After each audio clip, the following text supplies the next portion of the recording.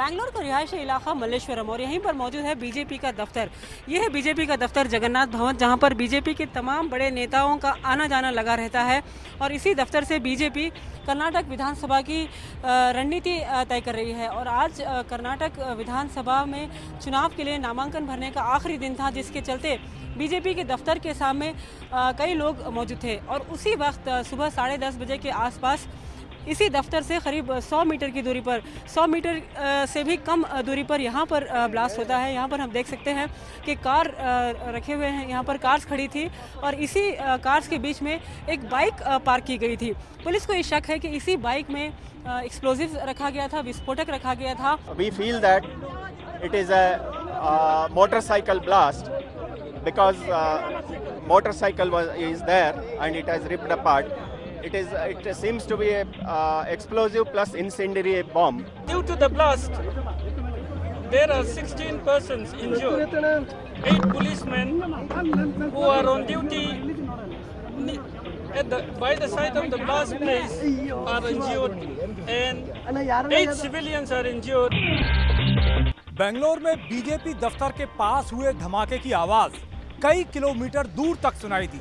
चश्मदीदों के मुताबिक इस धमाके के बाद आसपास खड़ी गाड़ियों में आग लग गई। पहले बहुत बड़ा आवाज सुना, बहुत बड़ा आवाज बोले तो कम से कम मेरे पैर से 4 किलोमीटर तक आवाज, बहुत बड़ा आवाज आ गया। बहुत डर गया इधर का आदमी, पूरा घर में टेरेस में एक आदमी गाड़ी में आ रहा था, वो ब्लास्ट, क्या ब्लास्ट हो गया करके मालूम नहीं, वो ब्लास्ट होने के गाड़ी से गिर गया, हाथ का उसका आग लग गया, उसको एम्बुलेंस में हॉस्पिटल में बेचा। 2 व्हीलर में कोई रख के गया है, वो के मारुति वैन को पढ़ के वो बहुत बड़ा साउंड आया। ये बहुत बड़ा प्लान है, ये आज का कल का प्लान नहीं है। वो पुलिस का उधर मोबाइल कड़ा था ना, उनका टारगेट वो था। कांग्रेस के नेता शकील अहमद ने ट्विटर पर लिखा है कि बेंगलुरु में जो बॉम्ब ब्लास्ट हुआ है उससे बीजेपी को चुनावी फायदा होगा, लेकिन कांग्रेस पार्टी ने इस बयान से किनारा कर लिया है। कांग्रेस ने साफ तौर पर कहा है कि आतंकवाद के मसले को राजनीतिक नफा नुकसान के नजरिए से नहीं देखना चाहिए। बम विस्फोट और आतंक से जुड़ी हुई कोई भी घटना ये एक राष्ट्रीय समस्या है और किसी हद तक अंतर्राष्ट्रीय समस्या भी है। आतंकवाद को हम उसी दृष्टि से देखते हैं। ये चिंता की बात है, दुख की बात है और पूरे देश के लिए एक चुनौती है। उसे राजनीतिक लाभ हानि की दृष्टि से नहीं देखना चाहिए। I have not seen his tweet. He has not made any statement. If he has made a tweet, that could be his personal thing. But as far as the Congress party is, we rise above political considerations as far as terrorism is concerned. Bangalore में हुए धमाके को लेकर BJP ने साधा है केंद्र सरकार पर निशाना।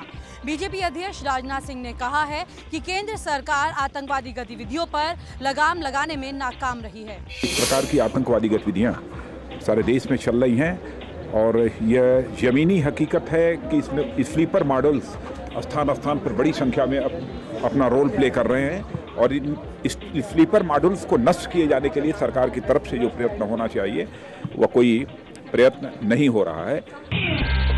फिल्म अभिनेता संजय दत्त को सुप्रीम कोर्ट ने सरेंडर करने के लिए 4 हफ्ते यानी 30 दिन की मोहलत दे दी है। अब उन्हें 16 मई को सरेंडर करना होगा। सुप्रीम कोर्ट के पिछले आदेश के मुताबिक संजय दत्त को कल ही यानी 18 अप्रैल को सरेंडर करना था। संजय दत्त ने सरेंडर करने के लिए सुप्रीम कोर्ट से 6 महीने की मोहलत मांगी थी, लेकिन सुप्रीम कोर्ट ने 4 हफ्ते से ज्यादा की मोहलत देने से इनकार कर दिया। इसके साथ ही सुप्रीम कोर्ट ने यह भी साफ कर दिया कि संजय को इसके बाद सरेंडर करने के लिए और मोहलत नहीं मिलेगी। सीबीआई ने सुप्रीम कोर्ट में संजय दत्त की याचिका का विरोध किया, लेकिन कोर्ट ने कहा कि संजय दत्त की तरफ से जो बातें रखी गई हैं उन पर गौर करने के बाद ही उन्हें 4 हफ्ते की मोहलत दी जा रही है। संजय दत्त ने अपनी याचिका में कहा था कि उनकी कई फिल्मों की शूटिंग बची हुई है, जिनमें प्रोड्यूसरों के 278 करोड़ रुपए फंसे हुए हैं। संजय दत्त को सुप्रीम कोर्ट ने 1993 के मुंबई धमाकों के दौरान गैर कानूनी हथियार रखने का दोषी करार देते हुए 5 साल की सजा सुनाई है। इनमें से 1.5 साल की सजा संजय दत्त पहले ही काट चुके हैं। बाकी 3.5 साल की सजा काटने के लिए अब उन्हें 16 मई तक सरेंडर करना होगा। 2002 में अहमदाबाद के नरोड़ा पाटिया में हुए दंगे के 10 दोषियों के लिए फांसी की सजा मांगेगी मोदी सरकार। गुजरात सरकार इस बारे में जल्दी ही गुजरात हाईकोर्ट में याचिका दायर करने वाली है। पिछले साल अगस्त में निचली अदालत ने माया कोडनानी को 28 साल, बाबू बजरंगी को उम्र कैद और बाकी 8 लोगों को 31 साल कैद की सजा सुनाई थी। इसके अलावा 22 दोषियों को 24 साल की सजा दी गई थी। इस फैसले के खिलाफ सरकार को 3 महीने के अंदर अपील करना था, लेकिन मोदी सरकार ऐसा नहीं कर सकी। इसलिए निचली अदालत के फैसले को चुनौती देने के लिए अब उसे हाई कोर्ट की मंजूरी की जरूरत है। माया कोडनानी और बाबू बजरंगी और दूसरे आरोपियों को सजा हुई थी। इसमें बाबू बजरंगी, माया कोडनानी सहित 8 आरोपियों के सामने सरकार ने कैपिटल पनिशमेंट की अपील करने की बात की है। पश्चिम बंगाल के सिलीगुड़ी में सीपीएम के छात्र संगठन एसएफआई के नेता संतोष साहनी को सरकारी अस्पताल में बिस्तर पर चेन से बांध कर रखने की तस्वीरें सामने आई हैं। हम सामान्य परिस्थितियों में अस्पताल की तस्वीरें नहीं दिखाते हैं, लेकिन इस खबर में तस्वीरें ही गवाह हैं, इसलिए हम अस्पताल के अंदर की तस्वीरें भी दिखा रहे हैं। संतोष को सिलीगुड़ी में तृणमूल कांग्रेस के कार्यकर्ताओं के साथ झगड़े के बाद 10 अप्रैल को गिरफ्तार किया गया था। संतोष की तबीयत बिगड़ी तो उसे न्यायिक हिरासत के दौरान नॉर्थ बंगाल मेडिकल कॉलेज अस्पताल में भर्ती कराया गया, लेकिन अस्पताल के बिस्तर पर संतोष को जंजीर से बांधकर रखा गया। मानवाधिकार हनन को लेकर हंगामा हुआ तो चेन हटा दी गई। हंगामा मचने के बाद पुलिस ने पल्ला झाड़ लिया है और सारी जिम्मेदारी जेल अधिकारियों पर डाल दी है। अब सवाल ये उठता है कि ममता बनर्जी की पुलिस को ऐसा जुल्म करने का अधिकार दिया किसने है। शिवसेना ने बीजेपी के बड़े नेताओं को साफ करने को कहा है कि नरेंद्र मोदी प्रधानमंत्री पद के उम्मीदवार है या नहीं। सामना के संपादकीय में लिखा है, बीजेपी का एक गुट पीएम के रूप में मोदी के नाम की तुतारी फूंक रहा है तो उसे लेकर हंगामा किया जा रहा है। लेकिन क्या मोदी ही सचमुच बीजेपी के प्रधानमंत्री पद के प्रत्याशी हैं? इस बारे में बीजेपी के मौजूदा अध्यक्ष राजनाथ सिंह, लालकृष्ण आडवाणी और सुषमा स्वराज जैसे नेताओं को एक बार स्पष्ट करना होगा। इस संदर्भ में एनडीए की बैठक बुलाकर प्रधानमंत्री पद के उम्मीदवार को लेकर जारी घमासान को खत्म करना होगा।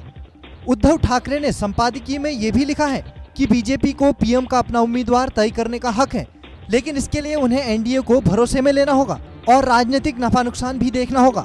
संपादकीय में मोदी की ओर इशारा करते हुए कहा गया है, किसी की उम्मीदवारी के कारण 5-10 सीटें बढ़ जाएंगी, लेकिन इतने साल निष्ठा से रहने वाले मित्र दल दूर हो जाएंगे, जिससे 5 से 25 सीटों का फटका लग सकता है।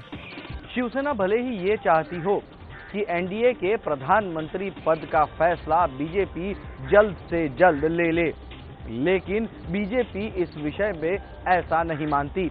पार्टी का मानना है कि इस मसले पर आखिरी फैसला तो दूर, समय से पहले वो चर्चा तक नहीं करना चाहती। बीजेपी के मुताबिक एनडीए की सबसे बड़ी पार्टी होने के नाते पीएम पद के उम्मीदवार का फैसला उनका संसदीय बोर्ड ही करेगा, लेकिन अभी बोर्ड की कोई बैठक नहीं होने जा रही है। भारतीय जनता पार्टी सबसे बड़ा दल है एनडीए में, और प्रधानमंत्री भारतीय जनता पार्टी से होगा तो वो तय करने का अधिकार भी भारतीय जनता पार्टी के संसदीय बोर्ड को है, और अभी तुरंत कोई ऐसी बैठक संसदीय बोर्ड की नहीं है। अमेरिका के बोस्टन में हुए 2 बम धमाकों के बारे में अब तक पुख्ता तौर पर जानकारी नहीं मिली है, लेकिन समाचार एजेंसी एसोसिएटेड प्रेस का कहना है कि धमाकों में प्रेशर कुकर से बनाए गए बम का इस्तेमाल किए जाने के सुराग मिले हैं। एपी के मुताबिक जांच में लगे खुफिया अधिकारियों को प्रेशर कुकर बम के इस्तेमाल की जानकारी विस्फोट के वक्त मौके पर मौजूद एक शख्स ने दी है। कहा जा रहा है कि प्रेशर कुकर में बॉल बेयरिंग के छर्रे भरकर बम तैयार किए गए थे। बोस्टन पुलिस को शक है कि बमों को काले रंग के मजबूत पॉलिथीन में रखा गया था। बोस्टन धमाकों की जांच के लिए 1100 से भी ज्यादा जांच अधिकारियों को लगाया गया है। अमेरिकी जांच एजेंसी एफबीआई धमाका करने वाले की तलाश में दिन रात लगी हुई है। अमेरिकी राष्ट्रपति बराक ओबामा ने कहा है कि धमाकों की जांच आतंकवादी हमले के तौर पर हो रही है। ओबामा कल बोस्टन जाएंगे और मारे गए लोगों के घर वालों से मिलेंगे। कल बोस्टन मैराथन के दौरान हुए धमाकों में 3 लोगों की मौत हो गई, जबकि 170 से ज्यादा लोग घायल हुए हैं। पेप्सी आईपीएल में आज भी 2 मुकाबले हैं। पहला मुकाबला पुणे वॉरियर्स और सनराइजर्स हैदराबाद के बीच इस वक्त खेला जा रहा है। आज का पहला मुकाबला पुणे में चल रहा है। पुणे और हैदराबाद दोनों टीमें अभी तक 5-5 मैच खेल चुकी हैं। हैदराबाद अब तक 3 मैच जीती है, वहीं पुणे को महज 2 मैचों में जीत मिली है। पेप्सी आईपीएल में दूसरा मुकाबला रात 8 बजे राजस्थान रॉयल्स और मुंबई इंडियंस के बीच होगा। ये मैच जयपुर के सवाई मानसिंह स्टेडियम में खेला जाएगा। राजस्थान की टीम 6 में से 4 मैच जीतकर पॉइंट्स टेबल में सबसे ऊपर है, वहीं मुंबई की टीम 4 में से 3 मैच जीतकर दूसरे नंबर पर है।